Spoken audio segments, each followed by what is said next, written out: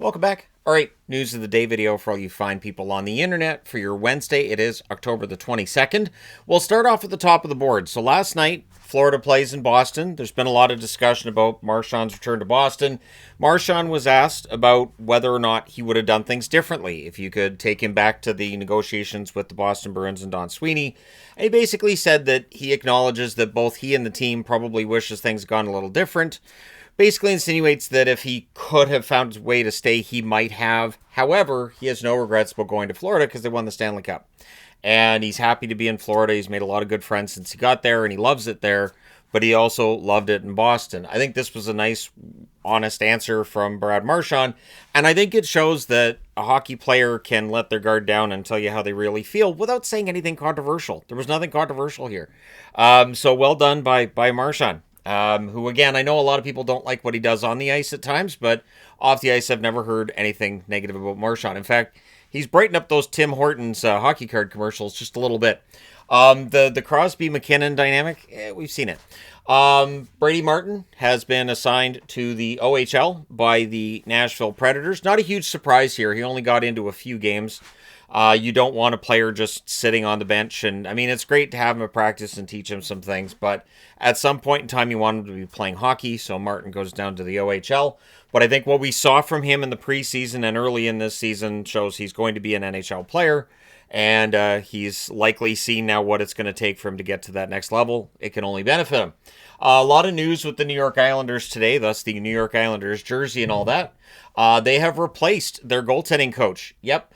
Piero Grieco is out as goalie coach. He's been replaced with Sergei Naumov, who comes up from the AHL.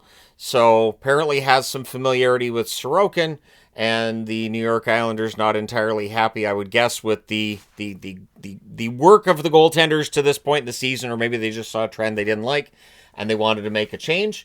Pierre Engvall is out for the season for the Islanders. He's had ankle surgery, so he is done for the year. I don't think he played any games for the NHL level team anyways at this point in time.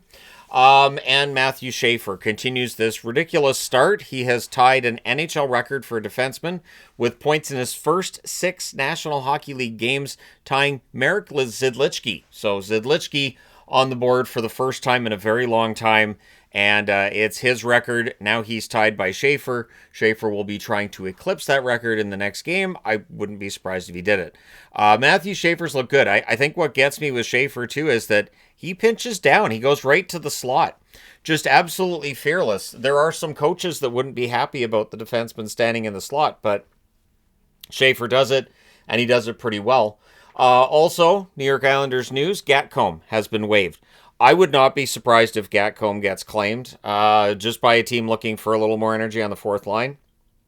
Gatcombe can provide that for you, so we'll see if he clears tomorrow or not.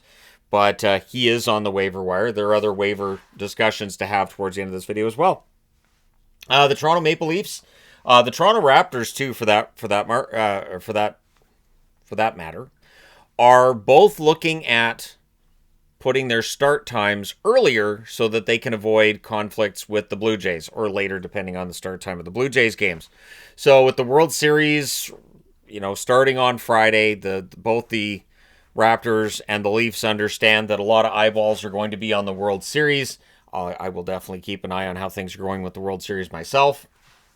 So adjusting the start times to avoid any kind of conflict makes a lot of sense for the Toronto Maple Leafs and for the Toronto Raptors as well. So, yeah, hopefully the Jays do well, but, man, the Ed Ohtani show, I tell you. The Pittsburgh Penguins have a new king when it comes to their points board, and that is Sidney Crosby. Gets his 1,896th point as a Pittsburgh Penguin, passing Mario Lemieux. I believe this is both regular season and playoffs, so Crosby really putting up the points with the Pittsburgh Penguins, and he is definitely one of the best of all time, and is you don't even have to think about it. He's a Hall of Famer. He is a Hall of Famer. Linus Ullmark continues to have his struggles, and as the season goes on, it becomes more and more of a concern, I would think, for Ottawa. We're over 2 weeks into the season now. Now it turns from, so it's a slow start, to this is concerning play, and what are the Sens going to do? He's allowed 23 goals in his 6 starts. He's put up a save percentage of .854. So those are not encouraging numbers. Ullmark, I know, can be better. He knows he can be better. He says he thinks he's been playing well. He's just not, getting the breaks. So we'll see how things go. But for the Ottawa Senators, they need Ullmark to be out there putting up the kind of numbers he did last year if they're going to make that advancement this year. In fact, at this point, playoffs, you have to be concerned and think, hey, so what are the odds of them making the playoffs if he keeps playing like this? I don't think they're necessarily all that great. Marco Rossi is set to play tomorrow for the Minnesota Wild, so he will return as the Wild are playing at New Jersey. So they're definitely going to need Marco Rossi for that. Minnesota Wild looked all right last night, so we'll see how things go tomorrow. But the Minnesota Wild definitely don't want to end up with how strong that Central Division is. They don't want to end up, winning, losing. At some point, you're going to look up and go, we're out of the playoff picture. Michael Kesselring is targeting a return this weekend for Buffalo. I almost put the Utah Magnet up there. In fact, I had the Utah Magnet up there, and I was like, wait a minute, he's in Buffalo. Yeah, Kesselring targeting a weekend return. That'd be good for a Sabres team that has started the season 2-4. Kesselring is a good defenseman. I think Buffalo fans will appreciate his play out there. And for a Buffalo team that has at times struggled defensively, Kesselring should be a good addition for them. Noah Hannafin has officially been moved to injured reserve by the Vegas Golden Knights. Magna and Lindbaum recalled. Now, Lindbaum being recalled is notable because that's a goaltender. So maybe Aiden Hill's going to be out for a little bit. Either way, Lindbaum gets called up. Means Schmid's probably going to get some starts here with Hill out. I haven't seen anything yet on exactly how long Hill's going to be out or what's going on there, but clearly calling up Lindbaum is a sign that maybe we're going to see Hill being out for at least a game or two, right? Jordan Harris has been placed on injured reserve by the Boston Bruins.